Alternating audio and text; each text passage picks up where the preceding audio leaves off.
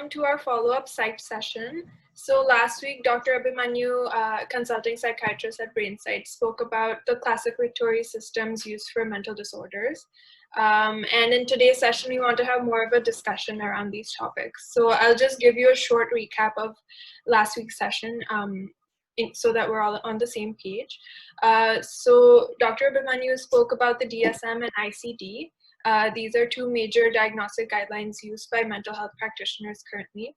The DSM-5 and ICD-10 are the current versions of the tools, although the ICD-11 has been released and is undergoing validation. The presentation also then covered RDoC, which is a relatively new research framework developed by the National Institute of Mental Health, and which aims to understand mental disorders in terms of various domains of functioning. It's not a diagnostic guideline, but rather a way to understand the neurological, biological, behavioral, and psychological aspects of mental illnesses. And research guided by this framework would allow us to get a better understanding of what is happening in the brain and the body during the various dysfunctions that come with mental disorders, which is something that's currently lacking because we typically only understand these disorders based on their symptoms. So we want to have hopefully an interesting discussion over these topics. And so I'll start by asking Dr. Abhimanyu some questions. And if you have any questions that come up during the discussion, please feel free to put it in the chat box and I'll ask the question on your behalf. Okay, so to start off, I wanted to talk a bit about ICD and DSM. So you spoke about how these are diagnostic guidelines. So can you tell us more about how a mental health professional goes about making a diagnosis as of now? Yeah, so currently the diagnosis is mainly symptom and sign based. So before I go into that, let's just see what a symptom is and what a sign is and whether there's a difference or not. A lot of people think it's the same thing. So a symptom is basically what the patient or the caregiver comes to us with and says that, okay, I'm having so-and-so problem. There might not be an exact definition for it, and it can be very subjective, right? Whereas a sign is something that is defined in our textbooks, something that we observe. It's more objective thing. So it's what we observe, or what a doctor observes, or what a mental health professional observes. So these are the two major things that we look at while making a diagnosis. Based on these, we try to sort of fit them into these diagnostic guidelines which are available to us. Now, these guidelines, as I said in my presentation, are supposed to be rules and strictly followed, but they are more followed sort of like, okay, this is what it is suggesting that should be there or may be there, but it's not always necessarily followed because the patients and the caregivers don't come to us reading these guidelines or reading these books. So it's up to us to understand what they're saying, interpret it in a way that we are able to understand it from the basis of guidelines. So currently what happens is when a patient comes to us, we take a detailed history which contains all the sort of details from we actually begin from birth till the current age of the patient. We discuss about their social factors. We discuss about how they have been brought up, what are the factors that played a role there in building up their psyche. We discuss regarding their marital problems, their pregnancy history if it's a female, their menstrual history if it's a female, sort of look into their pre-morbid personality a little bit by talking to as many people around as possible. And like any doctor, we do a general physical examination, which is basically looking at the general physical health of the patient, looking at any abnormalities over there. And lastly, we do something which is very specific to psychiatry, is the mental status examination, which looks at various aspects of what consists of what we call as a mental status of a patient. So something like how is their speech, how is their thought, what are their thoughts, what are their perceptions, what are their how is their memory, how is their cognition, and stuff like that. And based on all of this, we sort of look at all of this from a holistic view, and we try to see what guidelines are being fit, what guidelines are not being fit, what other interpretations can be made, and then we may reach a final, sort of differential diagnosis. We reach a differential diagnosis still, not even a sort of confirmed diagnosis. If required, then we maybe ask for some blood investigations, and these investigations are mainly to rule out a physical illness. These investigations do not help us diagnose a psychiatric illness, but more help us rule out whether that there is no physical illness here, and so we move towards a sort of psychiatric illness. So clearly it's very complicated. Yeah. Okay, so can you tell us more about the ICD and the DSM? Like, are they comparable diagnostic criteria? Can you give us an example of how the DSM-5 and the ICD-10 differ in their guidelines? Okay, so the first thing that we need to understand is the DSM-5 is quite new. It's still just about 7 years old, while the ICD-10 is now almost 30 years old. So one of the main differences lies right there. What we understood about psychiatry and psychological illnesses 30 years back is very different from what we knew 7 years back. So the main reason for difference comes in right there. But majorly, if you follow the sort of broad classifications or the broad disorders that both talk about, those remain the same. Most of the illnesses are maybe named differently, but talk about the same thing or talk about similar things. So they are definitely comparable and they're definitely compatible even with each other. So you can move from an ICD diagnosis to a DSM-5 diagnosis. In fact, when we read the DSM-5 against every disorder that is comparable, it puts the ICD-10 coding there also, right? But the differences majorly that we can come across in ICD-10 and DSM-5 is that DSM-5 goes more of in a chronological manner. So that is, the first illnesses mentioned there are your sort of childhood developmental illnesses. So your ADHD, your intellectual disability, all of this, your autism spectrum, all of this come initially, and your neurocognitive illnesses come much later towards the end of the diagnostic system. Whereas when you talk about ICD-10, ICD-10 follows a different format. So ICD-10 follows the format of looking at organic illnesses, which are maybe neurological causes, or say, other physical illnesses which can cause psychiatric symptoms or which can cause psychiatric illnesses, and it puts that first. And then moves on towards functional illnesses and sort of follows, like the axis system that was followed in DSM-4, but doesn't really talk about axes. So it goes in that manner. So it goes with organic illnesses, goes with psychiatric illnesses, then personality, and then your child. So that's the format that it follows. Apart from this, a lot of changes that have come in are very specific to very specific disorders.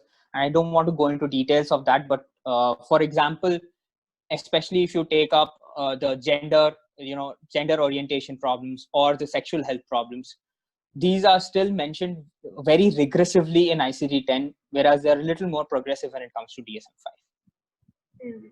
So are these going to be changed in the next ICD iteration, ICD-11? What are the changes that are coming? So ICD-11 has done a very interesting thing. Firstly, ICD-11 is, I don't know what the printed format is going to be, but ICD-11 currently in its online format actually gives you the option to just search for disorders and search for illnesses very easily. So it gives you a coding tool right there. So that is one thing that makes it very easy. With respect to disorders, when you look at it, ICD-11 falls a lot in sync with DSM-5. Like, as I said, so the sort of chronology of disorders is in that order. So it starts from your youngest age and then progresses to the geriatric population. Apart from that, what it also does is, which is in keeping with the thought process that's going on right now, it removes gender orientation problems, gender dysphoria from psychiatric illnesses itself. So even the broad classification of mental and behavioral disorders itself does not contain gender orientation problems anymore, and it comes outside, right? Apart from this, it also removes sexual sort of dysfunctions from here and puts it in a separate category again. So now, earlier in ICD-10, sexual dysfunctions were considered to be a psychiatric illness, but that's not the only cause. There can be so many other organic causes, so it's put outside. Then it also focuses more on the length of the illness and the severity of the illness, which can be mentioned within the diagnosis itself, which was not there in ICD-10 for all disorders. It was there very specifically for mood disorders and maybe some amount of psychotic disorder, but not for all. But now that has been made a norm. So you can talk about, so using ICD-11, you can say what the diagnosis is, where in the course of the illness the patient is, and what the prognosis of the patient also might be. So you can give that much of detail by just using an ICD-11, a single code, right?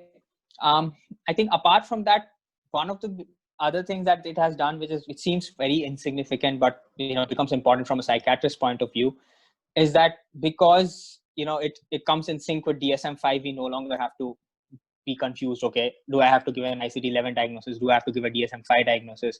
What if a question is asked to me in an exam? Okay, why can you tell me what the DSM-5 counterpart of this diagnosis is? I don't have to be confused anymore. But again, that's a very, very personal perspective. Yeah. So it seems like there have been a lot of developments with the DSM and the ICD. So now I want to move on to the questions around RDoC. So actually at BrainSight, our approach is informed quite a bit by the RDoC perspective. Firstly, through our app, Snowdrop, we want to use the RDoC matrix that you spoke about to help our users understand various aspects of their functioning to get a better understanding of their disorder. We're doing this through content that we create through videos. Another way in which we fit RDoC into our work is by looking beyond self-reported symptoms, which is typically how disorders are looked at. We aim to get an understanding of a patient's disorder from different sources, such as digital phenotyping through our Snowdrop app, which is basically like collecting objective passive data, such as sleep or motion related data, and then combining that with like neuroimaging, such as MRI and fMRI. So it's combining different sources of information. So do you think this is a step towards creating a more practical use of RDoC? Yeah, so see, RDoC was always meant to be an integrative process and an investigative process, right? So that was the problem with diagnostic guidelines. They don't really tell us, they just tell us, okay, this is present, you diagnose the disorder. That's about all it does. Doesn't really talk about, okay, why is this and this so closely related, or why is some disorder commonly seen in association with another disorder, or even sort of why this disorder is happening in this person. So that is never there in any diagnostic guidelines. Obviously, that comes in textbooks, but it has never been put into guidelines. So when we look at RDoC, and when it talks about, looking at so many aspects together, you can always understand how two things might be comorbid with each other, or because there is an overlap of, say, 4 or 5 units of analysis. So that gives you an understanding. The other thing I think, which you mentioned, that you're using digital phenotyping and you're associating it with fMRI, you're associating it with an MRI. So that is the whole purpose of RDoC, right? That's absolutely in line with RDoC. And also the fact that RDoC is trying to use this to also educate the patients, which I think you mentioned again is something that you're trying to do with your platform. So absolutely, I think that fits perfectly into what RDoC has been trying to do, and will also maybe be able to help RDoC in the future to, find some things that may be different across different populations. You never know. Yeah, hopefully. So on the same line, then, do you think AI can play a significant role in taking forward the RDoC project? So my knowledge of AI is quite limited. But as far as I understand, an AI can definitely understand certain patterns and certain things much better than what a human eye can see, at least. So obviously, we might miss something. We are always, more prone to err than a machine. So if there might be something that we have missed over ages, which might be staring at us, maybe because we have never been able to look at it. So which is both what an AI could do, right? So an AI could help us look at things which we have not been able to look at, and maybe even interpret certain things that we might be staring at in the face, but never were able to recognize the pattern because we never saw things from such a broad perspective. So I think, with these two things, definitely AI would be able to help us with making maybe an earlier diagnosis, maybe improving the functionality of a patient. So yeah, definitely AI will help. Yeah.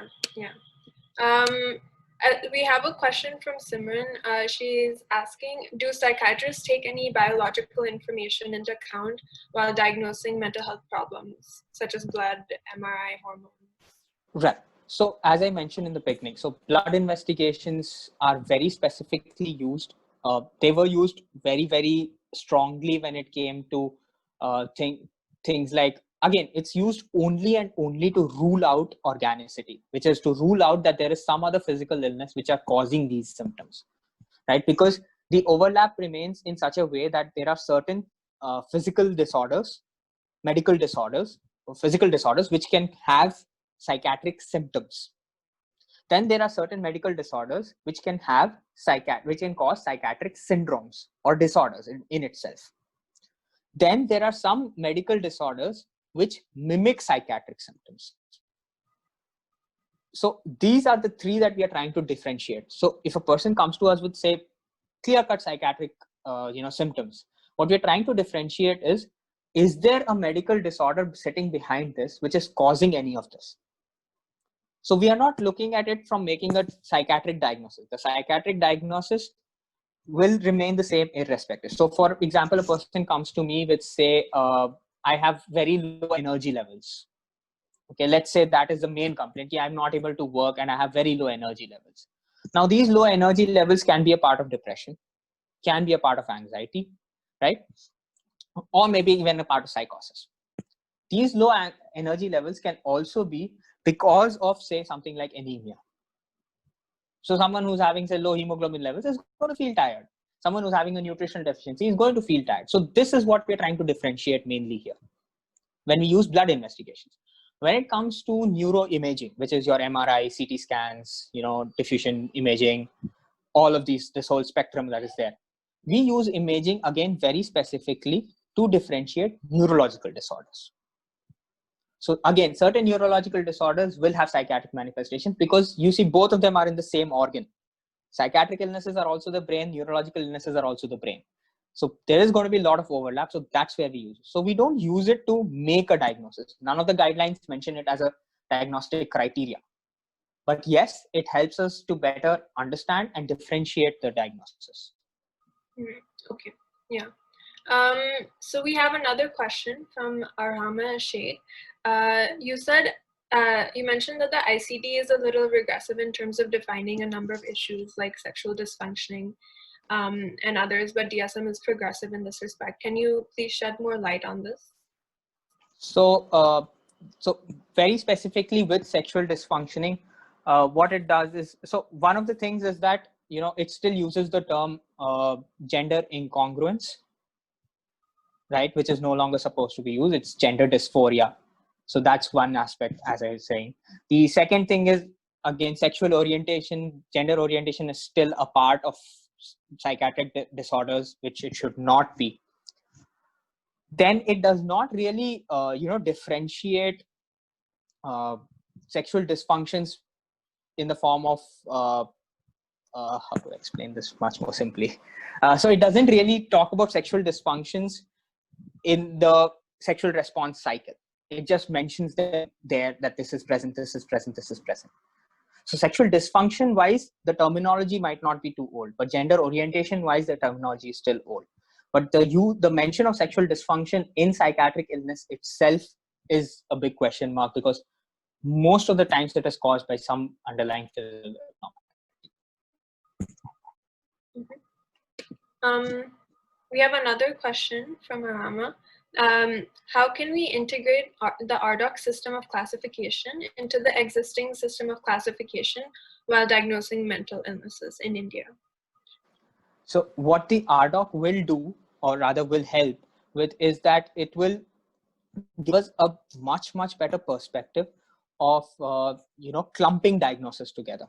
So that's one thing that it will do. For example, we talk about the spectrum. So the DSM-4 introduced this term spectrum, which is basically that disorders do not just suddenly appear out of nowhere. There is a portion of the spectrum which is relatively normal, and there's a portion of the spectrum which is relatively abnormal. And the person moves across the spectrum, right? So what RDoC will help us do is place these diagnoses in this spectrum at particular points. For example, say you have a certain genetic structure that predisposes you to both depression and anxiety. Now, what RDoC can do is look at what kind of behaviors, what kind of molecules, what kind of neuroimaging, what kind of environment, what kind of neurodevelopmental subsets play a role on this genetic makeup of yours to actually cause. So you have both depression and anxiety predisposed. So which one presents itself, right? Does depression present itself or does anxiety present itself? So from that aspect, RDoC is very, very helpful. With respect to the diagnostic guidelines, look, every medical disorder is diagnosed using some guidelines, right?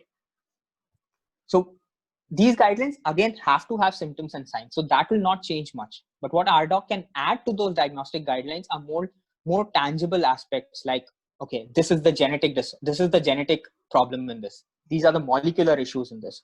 This is the neuroimaging issue in this. These are the behavioral problems. So behavioral problems are quite clear for us. That is the symptoms and signs. But what are specifically the biological aspects is what RDoC will be able to shed a much, much better light on.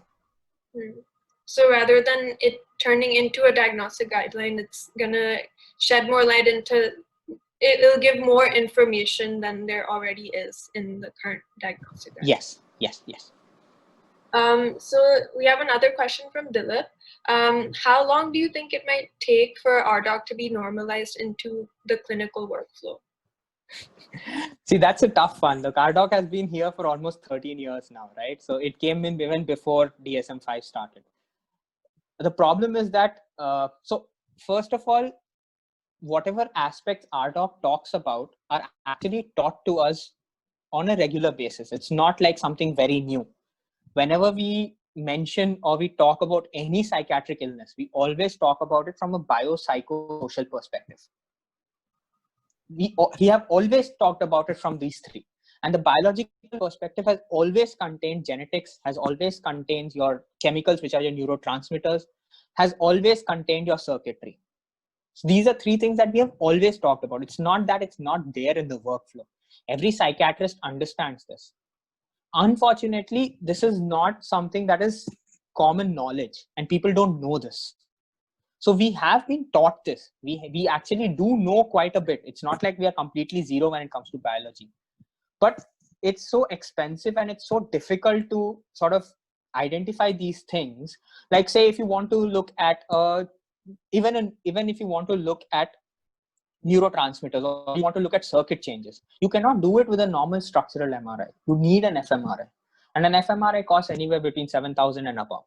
I cannot ask a patient who comes from, say, a rural background or even a middle socioeconomic background that why don't you get an fMRI done, and maybe I can tell you what your problems are, right? No one understands that. People still think that psychiatry is just a psychological problem and it's just because it's because of stress and that's all. That is not true. There is a very strong biological component. So it is already there. We do understand it and we do try to, find applications from it, but there's a lot of resistance from both the sides. We don't want to prescribe the test because we are scared that the patient will reject it and go away. And the patient doesn't want to take the test because he doesn't understand that there's a biological perspective to it. So in a way, it will still take time for this to... Yeah, it will take time till people are educated, I guess. So Rama has another question. So this is more practical. Psychiatrists, as per the books, can provide both diagnosis and psychotherapy. So then why do psychiatrists typically not provide psychotherapy in India? So this becomes a very statistical thing. So the Indian population is, I think, over 1 billion, if I'm not wrong, right? So the number of psychiatrists in India currently is 9,000. So just do math. If there are 9,000 psychiatrists to treat, say, any number of patients, where are we going to find the time? So that is where the problem comes in. And that is why, most psychiatrists are not able to do therapy. That is one of the major reasons. They do not have the time. A psychiatrist seeing 100 patients a day cannot be expected to give even half an hour of time to each patient. And that's the thing in a private setup where I was trained. Imagine a government setup where you see 200, 300 patients a day, right? In the OPD, and you have hardly 6 or 7 psychiatrists sitting there. So it's next to impossible to do a proper therapy session, because each therapy session takes 45 minutes at least. 30 to 45 minutes is an period of time that is required to do therapy. And this is not only affecting the patient population as such, this is also affecting the psychiatrists, because now they don't see a practical application to being trained in psychotherapy as much. So they don't pay that much attention to it.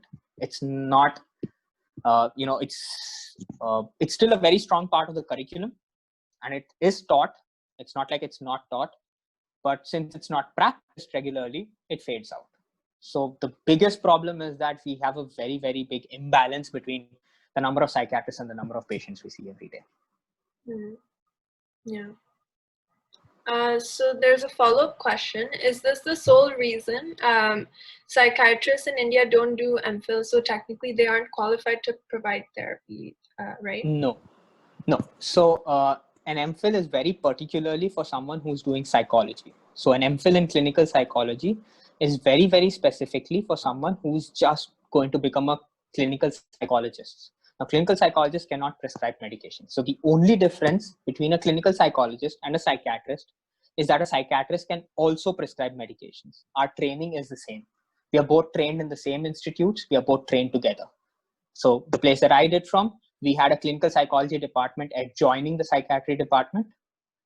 And both us and the clinical psychology students were trained together. So the training does not differ, and even legally, they are allowed to practice psychotherapy. So this is a misconception that psychiatrists cannot do psychotherapy. They can do, and a lot of them do it. But again, because clinical psychologists are specifically into this, they are seen more as people who can do psychotherapy. Okay, so I think that our time is up. Are there any other follow-up questions? If not, then we shall wrap it up. Okay, looks like there aren't any more questions. So thank you so much for joining us. Please share your feedback and let us know what topic you would like us to discuss next. And please do connect with us on LinkedIn, Instagram, and Twitter at BrainSightAI.